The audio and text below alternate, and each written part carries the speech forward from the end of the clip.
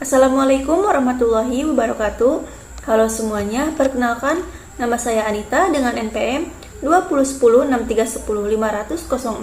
Saya dari kelas 6E, mata kuliah Inovasi Pendidikan dengan dosen pengampu Bapak Dr. Haji Dadang Rahman Munandar MPD, Prodi Pendidikan Matematika Fakultas Keguruan dan Ilmu Pendidikan Universitas Singapura Bangsa Karawang tahun ajaran 2022-2023.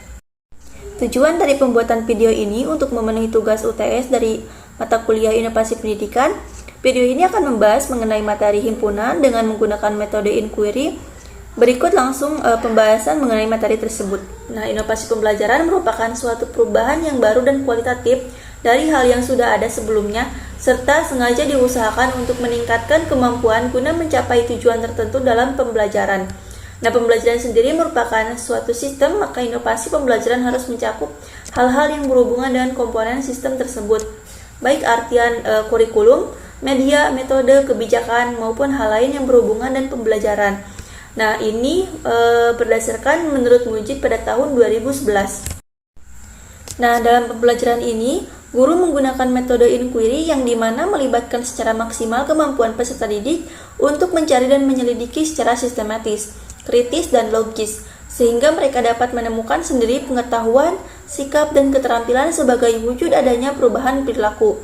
Nah, metode ini dapat dikatakan cara mengajar guru di dalam kelas yang meletakkan dasar dan mengembangkan cara berpikir ilmiah yang menempatkan siswa lebih banyak belajar sendiri dan mengembangkan keaktifan dalam memecahkan masalah. Nah, selanjutnya di sini ada langkah-langkah pelaksanaan metode pembelajaran inquiry. Nah, yang pertama di sini ada guru menyajikan pertanyaan-pertanyaan atau masalah. Yang kedua, guru memberikan jawaban sementara atas pertanyaan atau solusi permasalahan yang dapat diuji dengan data. Nah, yang ketiga, siswa merancang percobaan atau menentukan langkah-langkah yang akan dilakukan. Yang keempat, siswa melakukan percobaan untuk memperoleh informasi. Yang kelima, mengumpulkan data dan menganalisis data, kemudian menguji hipotesis yang telah dirumuskan dengan menggunakan analisis data yang telah diperoleh. Yang keenam, siswa membuat kesimpulan sementara dari berdasarkan data yang diperoleh siswa. Nah, selanjutnya di sini ada pengertian himpunan. Himpunan merupakan kumpulan benda atau objek berbeda yang terdefinisi dengan jelas dan dipandang sebagai satu kesatuan utuh. Nah, dengan terdefinisinya ini maka dapat ditentukan dengan tegas apakah suatu objek tersebut merupakan anggota suatu himpunan atau bukan. Selanjutnya di sini ada 4 gambar.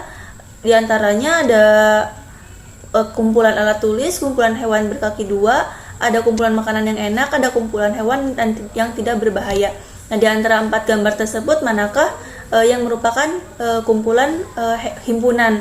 Nah, untuk jawabannya di sini ada yang pertama itu ada kumpulan alat tulis. Kenapa kumpulan alat tulis? Karena kumpulan alat tulis ini sudah jelas ada beberapa benda, di antaranya pena, pulpen, penggaris, penghapus, dan lain-lain. Nah, yang kedua ada kumpulan hewan berkaki 2. Kenapa hewan berkaki 2? Karena di sini sudah jelas bahwa digambarkan pada gambar tersebut adalah hewan berkaki 2. Nah, untuk jawaban yang salah di sini ada kumpulan makanan yang enak. Kita tahu bahwa di dalam gambar tersebut ada beberapa makanan dan kita tidak bisa mendefinisikan sendiri bahwa semua makanan tersebut bisa dikatakan enak karena selera orang pada makanan itu berbeda-beda. Nah, untuk jawaban yang salah yang kedua ini ada kumpulan hewan tidak berbahaya. Nah, pada gambar tersebut kita sudah tahu bahwa ada beberapa hewan yang berbahaya dan sebagian kecil hewan yang ada pada gambar tersebut tidak berbahaya. Jadi, kita tidak bisa mendefinisikan bahwa gambar tersebut itu merupakan kumpulan hewan yang tidak berbahaya.